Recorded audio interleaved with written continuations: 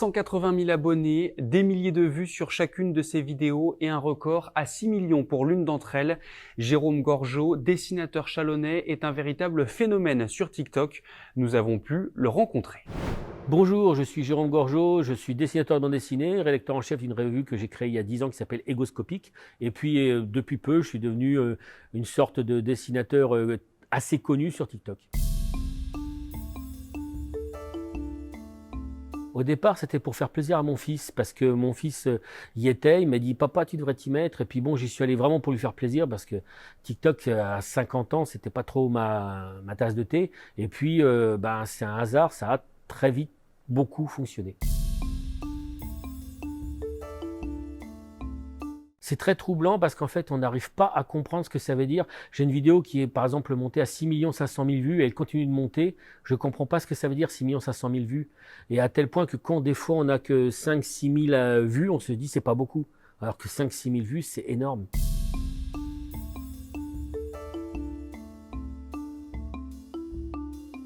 Je ne sais absolument pas, c'est un succès complètement accidentel. Vu ce qu'on me dit, j'ai l'impression que les gens m'apprécient aussi sur le plan personnel parce que je me la joue pas trop, on va dire, et que les jeunes ont l'impression que je suis un peu pédagogue et que j'essaye de rendre le dessin accessible. Et des dessinateurs nettement meilleurs que moi n'ont pas du tout le nombre d'abonnés que j'ai parce que leur talent les empêche peut-être de rendre leur dessin fluide et accessible. Alors, en fait, je dessine un peu tous les personnages qu'on connaît. Je peux aussi bien mettre un Astérix qu'un Titeuf. Mais je dessine aussi des personnages à moi. Et bizarrement, les vidéos qui ont le plus cartonné, ce sont mes dessins à moi, des dessins de personnages que je fais très vite. Je pense que la rapidité du trait supplante le reste. Mais je peux aussi bien dessiner du manga que, je sais pas, que la Panthère Rose, n'importe quoi. Alors le professeur Raoult a bien fonctionné, mais j'ai surtout Jean-Pierre Pernaut qui a énormément cartonné, car Jean-Pierre Pernaut, je dessine en à peu près 1 minute avec un marqueur, et je l'ai eu du premier coup. Johnny Hallyday, je l'ai eu à ma façon, j'ai fait Jean-Paul Belmondo il n'y a pas longtemps, alors après ça ressemble pas. L'idée c'est d'essayer, et en fait même quand je rate, je mets quand même le dessin. Là j'ai un dessin de Mbappé que je vais bientôt poster. Pour moi, il est raté, mais je vais quand même le mettre parce que il y a quelque chose dans le dessin et les gens, ça les décomplexe, ils se disent « Ah oui, il met quand même ce dessin-là ». Donc, je les attire au dessin comme ça. Je pense vraiment que mes dessins, il y en a beaucoup qui sont accessibles. Je dirais au moins une grosse moitié.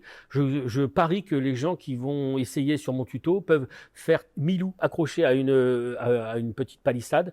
Vous pouvez vraiment le faire. Je fais Inspecteur Gadget, il y a le visage comme ça, c'est symétrique. Vous pouvez faire Inspecteur Gadget. Il y a beaucoup de gens qui me disent « Ah, grâce à toi, j'ai découvert que je pouvais dessiner tel personnage un peu connu. » Je m'arrange vraiment, j'explique comment on fait un schtroumpf à partir d'un rond, comment on fait le bonnet, vous voyez, tac.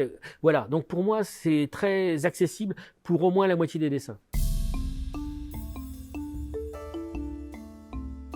J'ai un principe, j'essaye de répondre à tous mes abonnés. Ils me mettent quelque chose, ils ont pris le temps de m'écrire, je leur écris. Et je suis très, très sensible à la gentillesse, car j'ai énormément de bienveillance, de gentillesse de leur part, des compliments incroyables, voire des fois un peu exagérés, mais ils sont bienveillants et j'essaye de l'être aussi avec eux et peut-être d'être une oreille aussi, un petit peu une écoute.